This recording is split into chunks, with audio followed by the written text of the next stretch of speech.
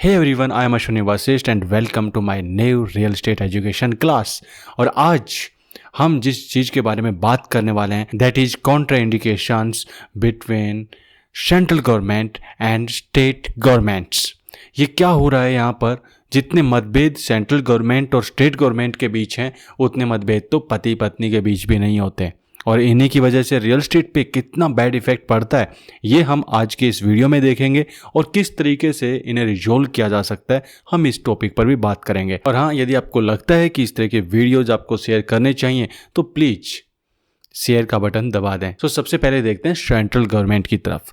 Central government या फिर कहें कि पीएम नरेंद्र मोदी का विजन, जो कि उन्होंने स्टार्टिंग में ही बड़े बड़े वादे किए थे जब वो प्रधानमंत्री नहीं बने थे, कि जो टैक्सेज हैं इनसे छुटकारा दिलाने की पूरा प्रयास मैं करूंगा।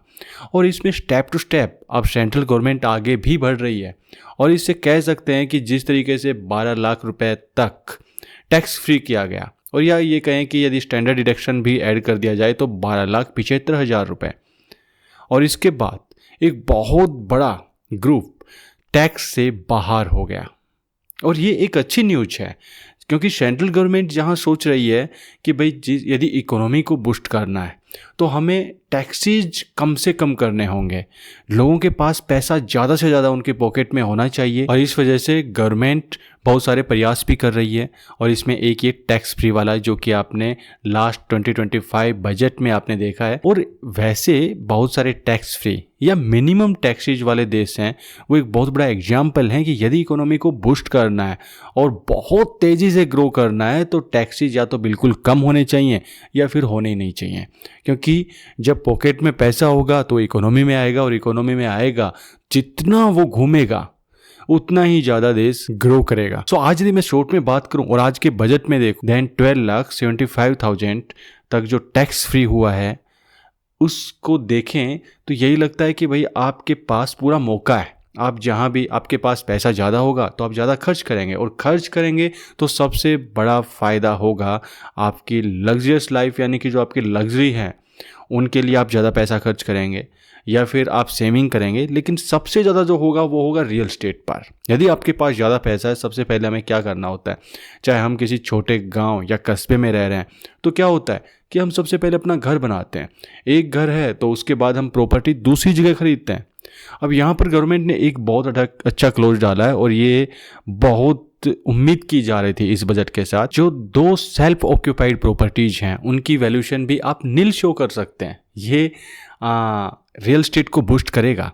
और गवर्नमेंट को बहुत लोग बोल रहे हैं कि इससे नुकसान होगा। नुकसान क्या होगा? जैसे मार्केट अप जाएगी, अरे आप कोई भी इंडस्ट्री ले सकते हैं, सीमेंट, सरिया, सॉलिड कंक्रीट्स, जो भी इंडस्ट्री आप ले लें, जब उनको फ़ायदा होगा तो वो टैक्स भी तो गवर्नमेंट को जाएगा। एक और बहुत बड़ा फ़ायदा मुझे नज़र आ रहा है, मैं इन सभी टॉपिक्स पे बात करके शॉर्ट में उसके बाद मैं आऊँगा स्टेट गवर्नमेंट्स पर क्या कर रही हैं, जो कि रियल एस्टेट को पूरा डुबाने का काम कर रही हैं। आप कहीं भी जाकर देख लो, मैं उसके बारे में बाद में बात करूंगा। पहले सेंट्रल गवर्नमेंट के जो प्रयास हैं रियल एस्टेट को बूस्ट करने के, मैं उनके बारे में बात कर रहा हूँ। स्वामी फंड के बारे में बात कर लेते हैं, जो 15,000 करोड़ गवर्नमेंट को एलोकेट करने हैं, और इसमें 1 लाख ऐसी यूनिट्स जो कि फंसी हुई हैं, तो उनके लिए भी ये एक बहुत अच्छा इनिशिएट लिया है गवर्नमेंट ने। क्योंकि क्या होगा कि जब बायर्स का विश्वास होगा कि भाई यदि हम कहीं किसी भी प्रोजेक्ट में कोई प्रॉब्लम आई, कोई इश्यू हुआ, तो गवर्नमेंट हमारे साथ कम से कम खड़ी होगी। विश्वास ही तो है जो किसी भी इकोनॉमी को बूस्ट करता है। तो ये एक बहुत अच्छा कदम है, जो उसे पार्ट 2 में भी पहले भी गवर्नमेंट लास्ट बजट में भी लेकर आई थी, और बहुत सारी यूनिट्स बनकर रेडी भी हुई। और बहुत सारे इन्वेस्टर जिन्होंने ये सोच लिया था कि उनको फ्लैट नहीं मिलना, उनका प्रोजेक्ट स्टक है और अब ऐसा कुछ नहीं हो सकता, लेकिन उनको उम्मीद तो जगी, साथ ही उनको फ्लैट भी मिला। और ऐसी उम्मीद अब आगे और भी क्लाइंट्स ले सकते हैं जिनके प्रोजेक्ट फंसे हुए हैं। और 2025 के बजट में एक और जो बहुत अच्छी घोषणा हुई वो थी आपका जो TDS है वो 2.4 से 6 लाख तक कर दिया गया। फिर रेंटल यील्ड के लिए जो इन्वेस्ट करते हैं प्रॉपर्टी में, तो उनको इसका बहुत बड़ा फ़ायदा मिलेगा। सो जो ये गवर्नमेंट के प्रयास हैं ये पूरी तरीके से शो कर रहे हैं कि गवर्नमेंट चाहती है कि रियल एस्टेट बूस्ट हो, और इसके लिए वो अपना जो वहाँ से टैक्सेज के रूप में अर्निंग होती उसको छोड़ने के लिए गवर्नमेंट तैयार है। लेकिन वो जो दूसरे टैक्सेज, जो दूसरे बिजनेसेज हैं या इंडस्ट्रीज हैं, उनसे कलेक्ट करेगी। तो आम आदमी पर या फिर बायर पर ये भार ना पड़े। ये भार है, ये वजन है, ये इंडस्ट्रीज पर पड़े और इस वजह से ज़्यादा यूनिट सेल हों और यूनिट सेल होंगी ज़्यादा तो वो सभी इंडस्ट्री को बूस्ट करेगा जो कि डिपेंड है रियल एस्टेट पर। ये एक बहुत अच्छे प्रयास कहे जा सकते हैं और अप्रिशिएट करने चाहिए हमें। मोदी गवर्नमेंट है वो पूरी तरीके से जो टैक्सीज हैं धीरे धीरे इसे हटाने की कोशिश कर रही है। नेक्स्ट 1 ईयर 2 ईयर में शायद और भी अच्छी न्यूज़ हमें मिले, कुछ और लोग भी इससे बाहर हों और वो निवेश है जो पैसा हमारी पॉकेट में बचता है वो एक अच्छी जगह जाए, चाहे वो स्टॉक मार्केट हो, रियल एस्टेट हो।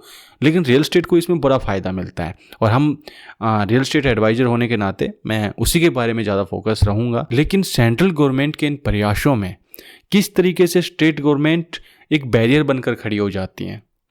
वो एक अच्छा काम होता है, एक अच्छा पेड़ फल फूल रहा है, उसके अंदर नमक डाल दो ताकि वो टाइम से पहले ही ख़त्म हो जाए। ऐसा ही काम कर रही है स्टेट गवर्नमेंट्स और मैं एक स्टेट गवर्नमेंट की बात नहीं कर रहा, मैं हर एक स्टेट की बात कर रहा हूँ।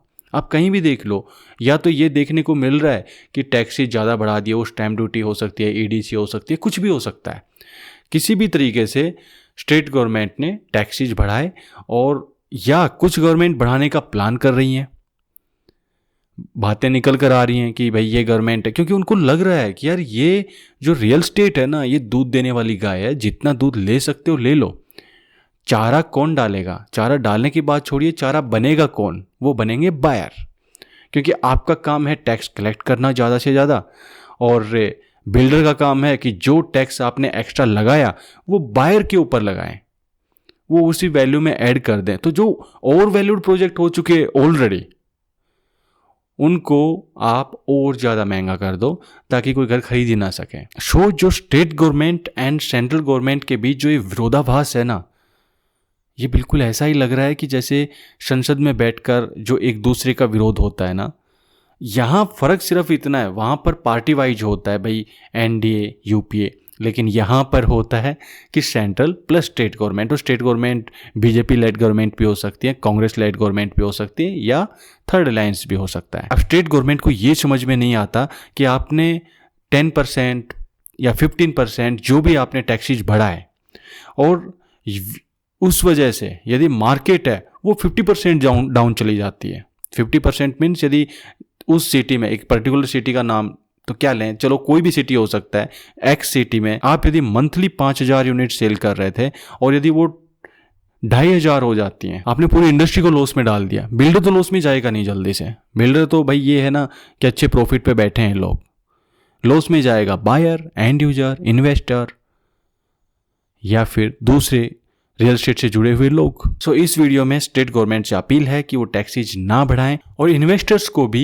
स्टेट गवर्नमेंट के ऐसे रूल्स के खिलाफ खड़ा होना होगा। और स्टेट गवर्नमेंट ये इसलिए कर रही हैं क्योंकि ऐसी पॉलिसीज लेकर आती हैं, लोक लुभावन वादे लेकर आती हैं उन लोगों के लिए जिनको रियल एस्टेट में 1 रुपये इन्वेस्ट नहीं करना, जिनको काम धंधा नहीं करना।